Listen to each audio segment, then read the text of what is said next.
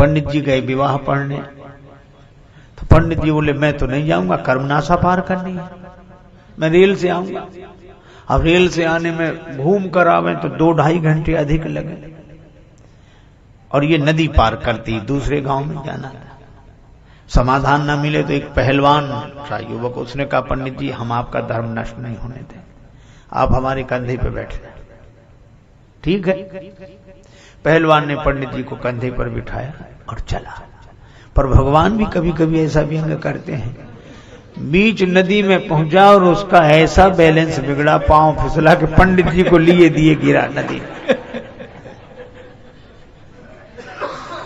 अब तो पंडित जी बड़े क्रोध में कांपे, मेरा धर्म नष्ट हो गया और काशी का वास इतने दिन किया और कर्मनाशा में तूने सारे पुण्य नष्ट करा दिया। सब लोग हाथ जोड़े और वो बहुत नाराज। एक सज्जन ने कहा कि पंडित जी पुण्य नष्ट अब नहीं हुए, पुण्य नष्ट तो तभी हो गए थे जब आप इसके कंधे पर बैठे।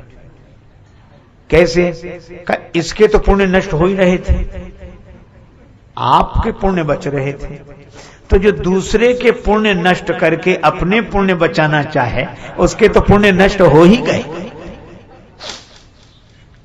पंडित जी थोड़ा शांत हुए, लेकिन एक आदमी ने बड़ी अच्छी बात कही कि कर्मनाशा अपवित्र है। बिल्कुल शास्त्र कहते हैं, हम शास्त्रों की बात मानते हैं, लेकिन ये देखो कि यही नदी आगे जाकर गंगा जी में मिलती है। मैंने देखा कर्मनाशा गंगा जी में जाकर मिल जाती है, और कर्मनाशा में कोई पांव नहीं रखता धर्म की दृष्टि से, शास्त्र की दृष्टि से, लेकिन कर्मनाशा गंगा जी में मिल जाती हैं तो गंगा स्नान कौन बंद कर देगा? कर्मनाश जल सुरसरी परई, तेई को कहो शीस नहीं धरई। कर्मनाशा का जल गंगा जी में गिर जाए तो कौन शिरोधार्य नहीं करेगा? बस यही है, जब तक वो कर्मनाशा है तब तक शास्त्रों का नियम उसके लिए है, और जैसे ही वो गंगा जी में मिल जाती है वैसे ही शास्त्रों का नियम उसके लिए नहीं है। मैं भी आपसे यही कहता हूं, जब हम अपनी वर्ण जाति में रहकर अभिमान रखते हुए उसका पालन करते हैं तो शास्त्रों के नियम पूर्वक चलना चाहिए। लेकिन जिस दिन राम भक्ति जहां सुरसरी धारा, भगवान की भक्ति में हम अपने जीवन को मिला दें, उसी दिन शास्त्रों के नियम हमारे लिए दूसरे हो जाते हैं।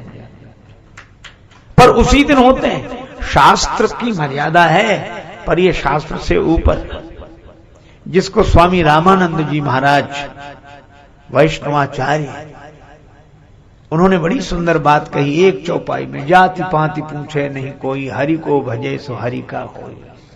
और उनका गोत्र अच्युत गोत्र, और कैसे कैसे संत बनाए गए। आप देखो रविदास जी को उन्होंने शिष्य बनाया, माता मीरा जिन्हें गुरु मानते हैं। क्यों? क्या शास्त्र मर्यादा का ध्यान उन्हें नहीं था? लेकिन शास्त्र मर्यादा से अधिक भी भगवान की भक्ति का भरोसा करते थे। पर आज तो विडंबना ये, मिलेंगे लोग पूछेंगे तेरा व्यवहार कितना है, मिलेंगे लोग पूछेंगे तेरा व्यवहार कितना है, मिलेंगे लोग पूछेंगे तेरा व्यापार कितना है, मगर ये कोई नहीं पूछता कि तेरा प्रभु से प्यार। गोपियों पर चल गया था, सांवरिया ने जादू डाला, श्री कृष्ण ने मुरली बजाकर जादू डाल दिया है, भगवान का जादू। ये गोपी भी कहती है राम जी का जादू चल गया। उस सांवरे ने ऐसा जादू चलाया कि अब उसके अलावा कोई दिखाई नहीं देता, अब कुछ अच्छा ही नहीं लगता। यह प्रेमी की दशा है। कहां देख लिया तुमने? राम लखन को फूल बगिया में देखा,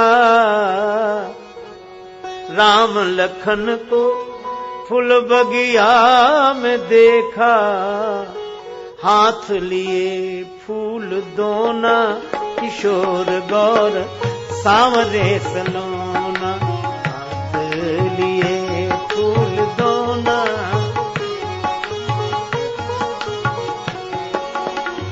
हाथ लिए फूल दोना, किशोर गौर सांवरे सलोना हम पर चलाए दी।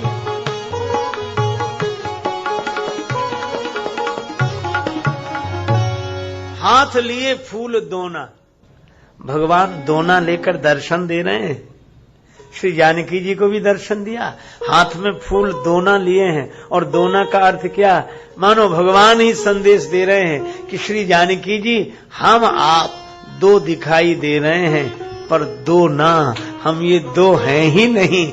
गिरा अर्थ जल बीच सम, कहियत भिन्न न भिन्न, बंदों सीता राम पद, जिन्हीं परम प्रिय खिन्न। और पुष्पवाटिका में तो प्रेम की एक और अनोखी घटना घटी। सखी से संवाद सुना, मन हो गया भगवान के दर्शन का। अच्छा, एक अद्भुत बात है, याद किसकी आई? सुमिर सिय नारद वचन, उपजी प्रीति पुनीत।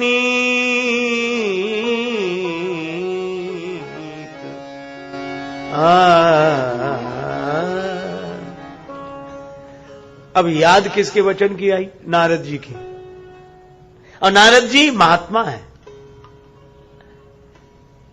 आहा, परमात्मा के मिलन का क्षण जिस दिन आएगा, उस दिन महात्मा का वचन याद आएगा। और महात्मा के वचन से जब भगवान में प्रीति होती है तो वह पुनीत होती है। सुमिर सिय नारद वचन, उपजी प्रीति पुनीत। तो क्या नई प्रीति है? ना, प्रीति पुरातन लखई न कोई।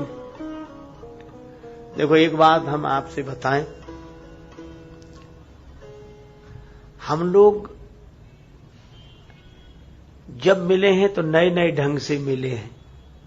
कभी मिले रहे होंगे तो फिर बिछुड़े होंगे, फिर मिले। संबंध ऐसा समझो जैसे किसी नदी में एकत्र हो गए हों तृण वृंद बहते बहते।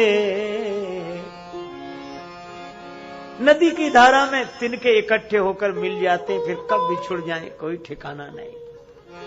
संबंध ऐसे जानो जैसे किसी नदी में एकत्र हो गए हों तृण वृंद बहते बहते।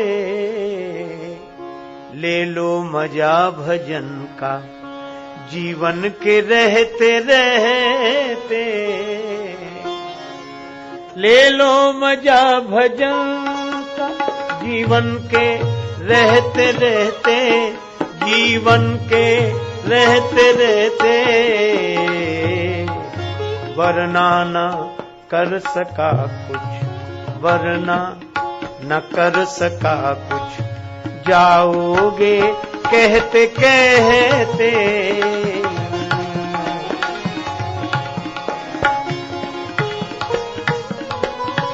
ले लो मजा भजन जीवन के रहते रहते। ले लो मजा भजन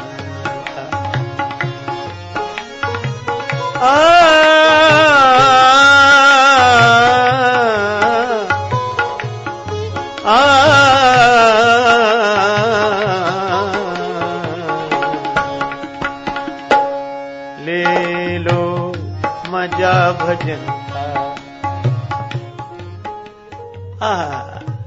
हम लोग मिले जरूर हैं पर बिछुड़े हैं, फिर मिले हैं। अच्छा, एक बात, यहां हम लोग मिल रहे हैं, थोड़ी देर में बिछुड़ेंगे, फिर कल मिलेंगे। तो हम लोगों में मिलना बिछुड़ना होता रहता है। पर एक ऐसा है जिससे कभी बिछुड़ने ही नहीं हुआ, जो मिलना हो। और वो कौन है? वे हैं हमारे भगवान। भगवान सदा हमारे साथ हैं। वे सच्चिदानंद प्रभु निराकार होकर हमारे साथ हैं, साकार होकर हमारे साथ हैं। वे कभी नहीं बिछुड़े। तो देखो, कितना ही कोई प्रेमी हो, कई बार लोग कहते हैं हमारे बड़े पुराने प्रेमी। अच्छा, कितने? 30 साल से हमारा इनका परिचय। मान गए बहुत, 30 साल बहुत बड़ी अवधि होती पुराने। कोई लोग कहते बचपन से हमारे। अच्छा, एक बात आप सोचो, कितना ही पुराना प्रेमी हो, उससे पुरानी से पुरानी प्रीति हो सकती है, लेकिन वह सीमा अवधि ससीम है। पर अगर पूछा जाए कि भगवान से आपका संबंध कब से है? सदा से है। जब से हम हैं तब से भगवान से हमारा संबंध। तो इतना पुराना प्रेमी तो और कोई होगा नहीं। अच्छा, एक अजीब बात है, दिखने के बाद संबंध हुआ। जब हम माता के गर्भ में थे, दिखते ही नहीं थे, तब भी कोई हमको देखने वाला था। उससे अधिक पुराना प्रेमी और कौन हो सकता है? और ये याद दिलाता कौन है? ये महात्मा याद दिलाते हैं। तो आज श्री जानकी जी राम जी से मिलने जा रही हैं, तो याद किसकी आई? सुमिर सिया नारद वचन, नारद जी का वचन याद आया। इसीलिए तो लिखा कि राम जी का मिलना नए ढंग से भले ही हो रहा हो, पर प्रीति नई नहीं है, पुरानी है। इसीलिए तुलसीदास जी कहते हैं, चली अग्र करी प्रिय सखी सोई, पर प्रीति पुरातन लखई न कोई। अच्छा, लोगों को तो ये लग रहा है कि ये सखी मिला रही है, ये सखी सीता जी को राम जी से मिला रही है, पर लोग यह नहीं समझ पा रहे कि ये तो मिले मिलाए हैं। और मैं भी आपसे निवेदन करता हूं कि सदगुरु के कारण ही तो जीवात्मा परमात्मा का मिलन होता है। तो लगता यह है कि गुरुदेव के कारण हमारा परमात्मा से मिलन हुआ, जीवात्मा परमात्मा का मिलन हुआ, पर गुरुदेव यह अच्छी तरह जानते हैं कि हम जिनसे मिला रहे हैं ये कभी अलग हुए ही नहीं, ये तो मिले मिलाए का मिलना है। अच्छा, अलग तो तब हो जब दो हों, दो हैं ही नहीं। फिर बोले ये मिलन तो लीला है, इसीलिए यह रामलीला है, राम जी की लीला है। प्रीति पुरातन लखई न कोई। अब नूपुर बजे श्री जानकी जी के चरण कमल में जो पैजनी है, रुन झुन बाज रही पैजनिया, पायन जनक दुलारी के। रुन झुन बाज रही पैजनिया, पायन जनक दुलारी के। ओ रामा बाज रही पैजनिया, पैजनिया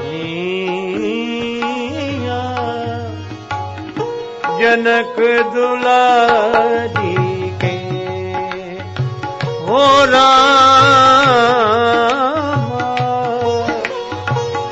रामा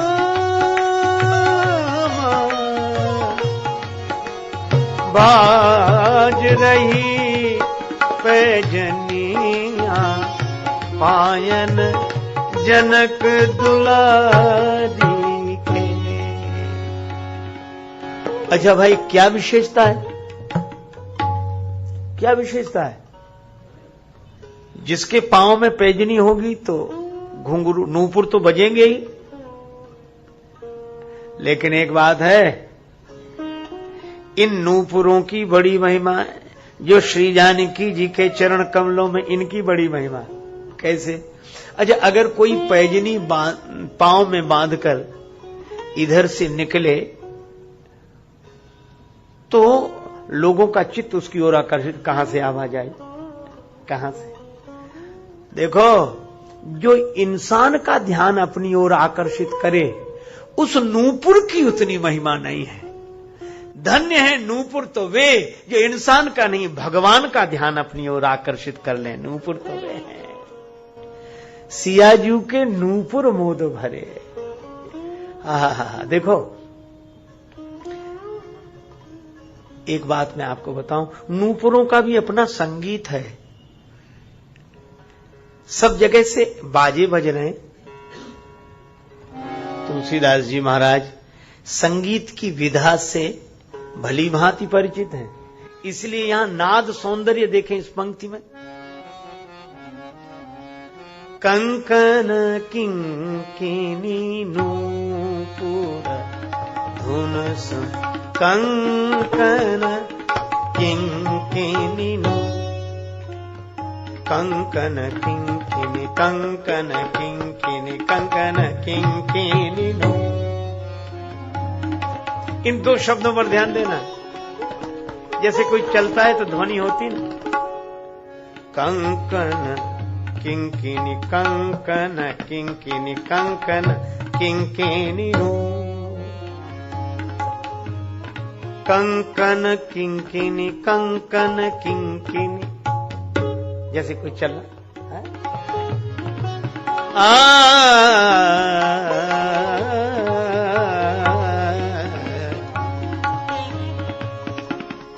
कंकन किंकिनी नूपुर। ये नूपुर में ध्वनि हो रही है, बाजे बज रहे हैं, है ना। भगवान ने तो दुंदुभी कहा, मानव मदन दुंदुभी दीनी, ये बाजे बज रहे हैं। कितना बढ़िया संकेत है।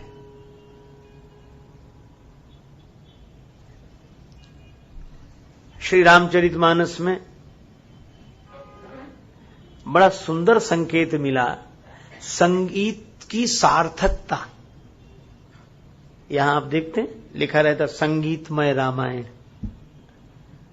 आरंभ में कहा भी गया था कि जो प्रसंग हो सो पर संगीतमय रामायण। तो संगीत की सार्थकता कब? नूपुर बजे, बाजे बजे, पर किससे जुड़कर बजे?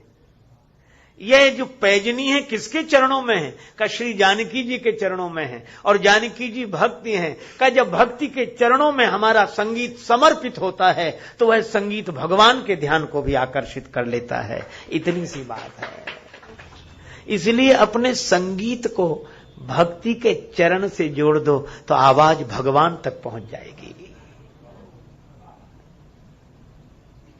पर हम एक बात है, संगीत उपासना बन जाएगी, संगीत उपासना बन जाएगा भक्ति से जुड़कर, संगीत वासना बन जाएगा जगत से जुड़कर।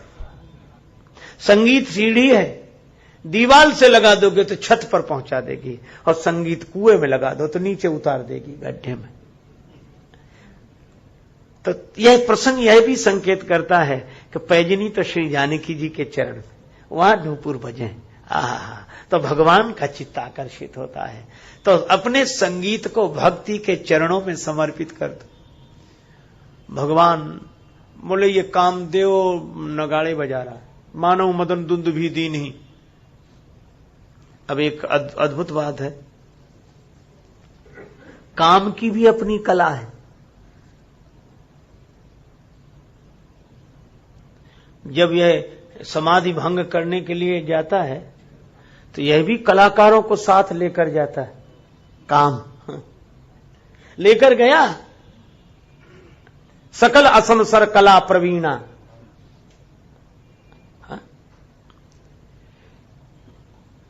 काम जब जब गया तो अपने सहयोगियों को,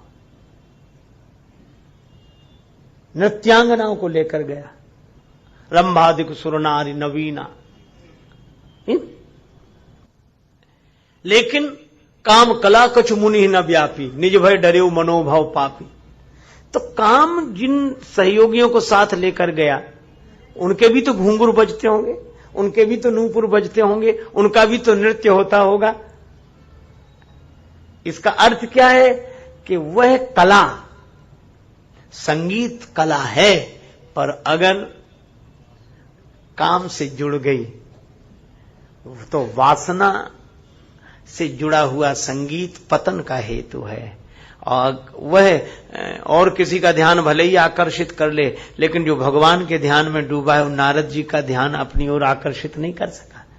इसका अर्थ है कि तुलसीदास जी दोनों बातें कहते हैं कि इन नूपुरों के द्वारा महात्मा तक का चित्त आकर्षित नहीं हुआ। जो काम के साथ आई थी नृत्यांगनाएं, जो काम के साथ आई थी, उनके नृत्य के समय उनके नूपुरों से महात्मा तक का चित्त आकर्षित नहीं हुआ। लेकिन जब नूपुर श्री जानकी जी के चरण में होते हैं तो महात्मा की कौन कहे, परमात्मा भी आकर्षित हो जाते हैं। और आज भगवान ने कहा कि काम ही बजा रहा है नगाड़े, काम। लक्ष्मण जी तो कुछ बोले ही नहीं, ये काम आप तक आ जाएगा? भगवान बोले आज आ जाएगा। क्यों आ जाएगा? उसने श्री सीता जी के चरणों का आश्रय लिया, वहीं से बाजी बजा रहा है। मानव मदन दुंदुभी दीनी, और मदन शब्द दिया। मदन का अर्थ मद न, अभिमान छोड़कर भक्ति के चरणों में समर्पित हो गया। काम कहता है, किसी ने पूछा कि तुम राम जी के पास जा रहे हो तो भक्ति के चरणों का आश्रय लेकर अभिमान छोड़कर क्यों जा रहे हो? काम ने कहा कि हमारी महिमा यह है कि को जग काम नचाव न जेहि। कौन दुनिया में ऐसा है जिसे मैंने न नचा दिया हो? को जग काम नचाव न जेहि। इसलिए मुझे बड़ा अभिमान था, लेकिन आज अभिमान नहीं रहा, मैं मदन हो गया। मद न, अब अभिमान नहीं रहा। क्यों नहीं रहा? बोले मैं उनकी शरण में जा रहा हूं। किनकी शरण में? बोले मैं सारे संसार को नचाने वाला हूं और वो मुझे नचाने वाले हैं, इसलिए अभिमान छोड़कर उनकी शरण में जा रहा हूं। काम सारी दुनिया को नचाता है और राम जी काम को नचाते। जनकपुर में ही नचाया, काम घोड़ा बन गया। भगवान उस पर बैठ गए और भगवान ने जब जात नचावत चपल तुरंगा, और घोड़ा बना कौन? बाज वेश जनु काम बनावा, जनु बाज वेश बनाए मन से। तो भगवान बोले मैं समझ गया ये काम नगाड़े बजा रहा है। इसका अर्थ काम, कला, संगीत बुरा नहीं है, अगर भक्ति के चरणों से जुड़ जाए तो भगवान तक पहुंचाने वाला है। लक्ष्मण जी चुप रहे। किसी ने कहा कि उपदेश करो, उपदेश, कुछ उपदेश। लक्ष्मण जी तो वैराग्य है और वैराग्य को बोलना चाहिए, पर यहां लक्ष्मण जी मौन है। लक्ष्मण जी क्यों मौन है? का लक्ष्मण जी इसलिए मौन है, लक्ष्मण जी कहते हैं अगर राग आ रहा होता तो वैराग्य बोलता, राग आ रहा होता तो वैराग्य बोलता, पर श्री जानकी जी के रूप में राग नहीं, यह तो अनुराग आ रहा है, इसलिए वैराग्य मौन है।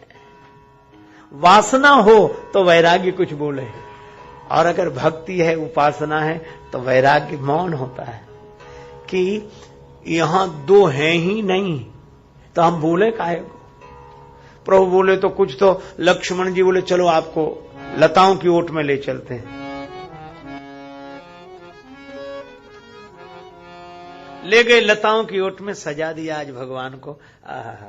मोर पंख लगा दिया, कुंचित केश राशि में अधिखिली कलियां गुम्फित कर दी। इतना सुंदर स्वरूप भगवान का। देखऊ लतन ओट देखऊ,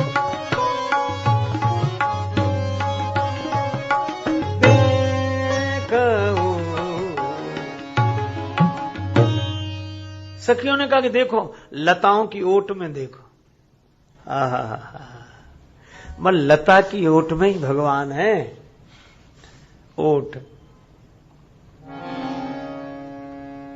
घूंघट के पट खोल रे तो हे पीव मिलेंगे। बस जो घूंघट की ओट है उस ओट में ही भगवान है, और यहां लता की ओट है। पर ये घूंघट की ओट लता की ओट में अंतर है। कैसे? लता प्रकृति है, प्रकृति की ओट में ही तो परमात्मा छिपा है, और घूंघट की ओट तो ये अज्ञान का पर्दा, ये हटाने की बात। पर सखियों ने कहा श्री जानकी जी आपका तो पर्दा हट गया, पर वो पर्दे में है, लताओं की ओट में, वहां देखो। और ये किसने बताया? उस सखी ने। सदगुरु संकेत कर रहा है कि देखो लताओं की ओट में देखो। श्री सीता जी ने जो देखा, एक अद्भुत घटना घटी। प्रीति पुरातन की पहचान के चित्त की चंचलता सब खोए गई। बिंदु जकी सी थकी सी खड़ी, असुआन की धार द्रगंचल धोए गई। मोहिनी मूर्ति राघव की, चित में कछ मोहिनी मंत्र सो छोए गई। और देखत ही वह सांवरी सूरत, बेटी विदेह की बावरी होए गई। एक अद्भुत घटना घटी। श्री सीता जी ने राम जी को देखा तो क्या किया? लोचन मग राम उरयानी, लोचन मग राम, लोचन मग, लोचन मग, लोचन मग राम, लोचन मग राम ही उरानी। राम जी को नेत्रों के रास्ते से भीतर ले गई। दीने पलक कपाट सयानी, नेत्र बंद कर लिए। प्रेम की यह दशा, नैनन भीतर आवतु, पलक झांप तुह लेऊं, और ना मैं देखूं और को, ना तुह देख न दे। भीतर आ गए। और भीतर आ गए, इसका एक अर्थ क्या, बाहर देखने की जरूरत नहीं रही। जिसको हमने बाहर देखा वह तो भीतर ही है। जो उस सांवले को सदा ढूंढता है, उसे एक दिन सांवला ढूंढता है। जिसे ढूंढने का अमल पड़ चुका है, वो उस ढूंढने में मजा ढूंढता है। और अरे दिल जिसे कुल जहां ढूंढता है, वो तुझ में तू उसको कहां ढूंढता है? वो तुझ में तू उसको कहां ढूंढता है? न पूछो पतित बिंदु क्या ढूंढता है, पतित बंधु जी का पता ढूंढता है। वो तुझ में।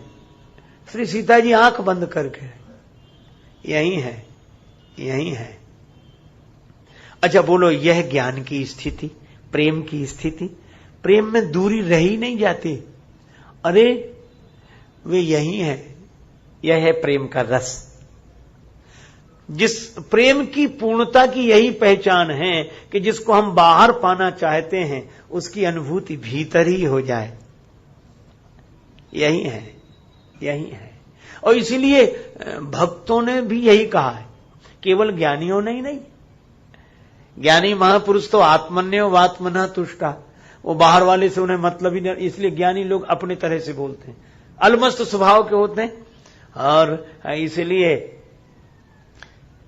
कबीरदास जी की तरह बोलते हैं, भली भई हरि बीसरे, सिर से गई बलाए, और जैसे के तैसे रहे, ना कछु आए न जाए। बोले न बाहर न भीतर, न भीतर न बाहर।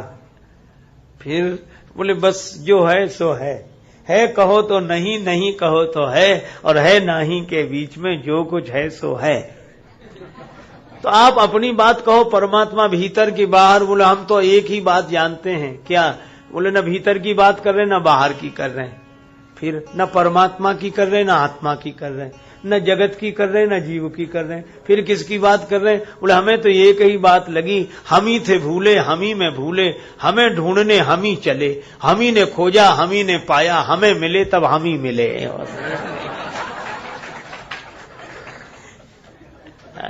न भीतर न बाहर, न इधर न उधर, न कहीं कुछ नहीं। बस ये निजानंद मस्ती में मैं झूमता हूं। ये कहां कौन कैसा न मैं पूछता हूं, खिले हैं जमाने में गुल रंग बिरंगे, मिसाले भंवर हो के मैं गूंजता हूं।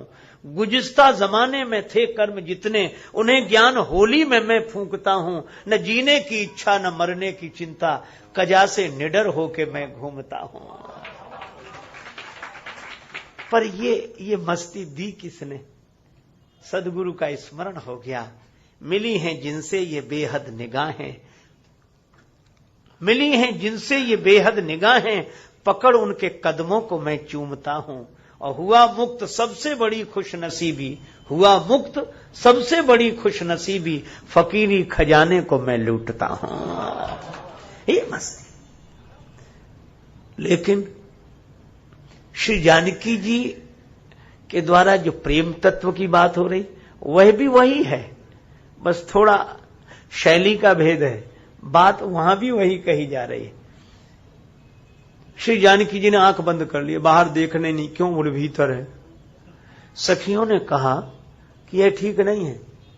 जब आप बाहर देख रही थी तो ऐसा मान रही थी कि भीतर नहीं है, और जब भीतर मिल गए तो अभी आप मान रहे कि बाहर है ही नहीं, भीतर ही देखते रहे, तो यह तो अपूर्णता हुई।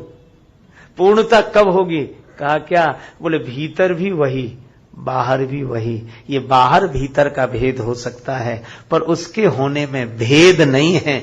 ऐसी बुद्धि आ जाए तब प्रेम की स्थिति है। प्यारे, तुम ही मेरे भीतर मैं बनकर बैठे हो और तुम ही बाहर तुम बनकर खड़े हो। सारी लीला तुम्हारी ही है, तुम्हारे अलावा कुछ नहीं, कुछ नहीं, कुछ नहीं। ज्ञानी के यहां मैं शेष रह जाता, मैं हूं। भक्त के यहां तू शेष रह जाता, तू है। ज्ञानी मैं में स्थित होकर आनंद में डूबा रहता है, और भक्त तू के भाव से अनुराग में डूबा रहता है। तो मैं जहां शेष वहां ज्ञानी, वहां भी अद्वैत। तू जहां शेष वहां भक्त, वहां भी अनन्यता। और जहां मैं तू होती रहे, वो न ज्ञानी न भक्त, वहां तो मैं तू मच। तो सखियों ने कहा कि उसके लिए यह आग्रह न रखो कि भीतर ही है। अरे निराकार भी वही, साकार भी वही, भीतर भी वही, बाहर भी वही। एक भक्त ने कहा निराकार वाले हमें यह बता दें कि निराकार है तू तो साकार क्या है?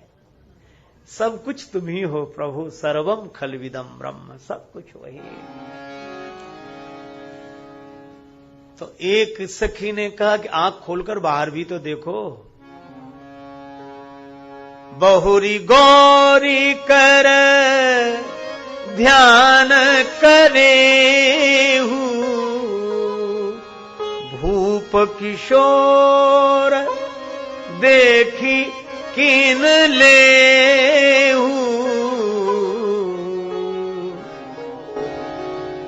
अब सखियों ने थोड़ा प्रेम में, ये प्रेमियों की शैली ऐसी होती, कुछ कहना होता कुछ कहते हैं। अब सखियां भी जानती कि ध्यान किसका हो रहा है। श्री सीता जी राम जी का ही तो ध्यान कर रही, पर सखियां कहती हैं श्री जानकी जी से, किशोरी जी ये गौरी माता का ध्यान बाद में करना। अब गौरी माता का तो ध्यान है नहीं, पर ये प्रेम की भाव भाषा है, विनोद है। बहुरी गौरी कर ध्यान करे, ये गौरी माता का ध्यान बाद में करना, पहले आंख खोलकर इन्हें देख तो लो। भूप किशोर देख किन लेहु। अब सीता जी भी समझ गई। तुलसीदास जी शब्द लिखते हैं, सकुची सी तब, संकोच के साथ, नयन उघारे। तो क्या दिखाई दिया? सन्मुख दो रघु सिंह निहारे।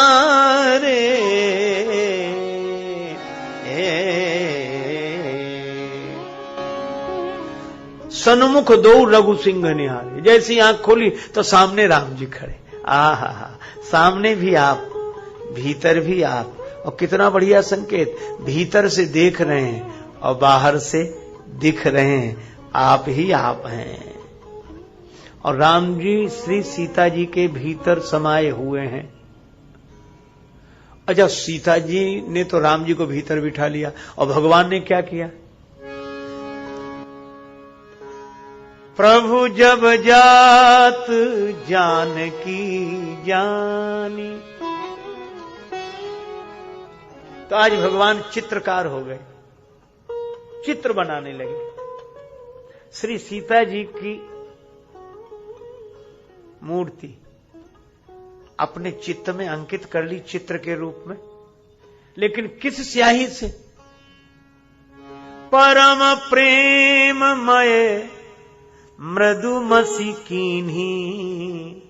अब यहां भी वही प्रेम तत्व है, प्रेम ही नहीं कहा, परम प्रेम। परम प्रेम, चलो इसका भी अर्थ हम लोग समझ लें, तुलसीदास जी क्या कहना चाहते हैं। देखो, श्री राम जी और भरत जी मिले चित्रकूट में। तो वहां भी प्रेम नहीं, परम प्रेम शब्द है। परम प्रेम पूरन दो भाई, परम प्रेम है। स्थिति कैसी है? मन बुद्धि चित अहमिति बिसराई। मन बुद्धि चित्त अहंकार, ये चारों अंतःकरण से ऊपर उठ गए। अहम इति, यह भी भाव नहीं रहा। यह है परम प्रेम की दशा। दो नहीं रह गए, अहंकार रह ही नहीं गया। यहां भी दो नहीं रह गए। इसलिए भगवान ने श्री सीता जी की मूर्ति चित्र के रूप में अंकित की। स्याही कौन सी?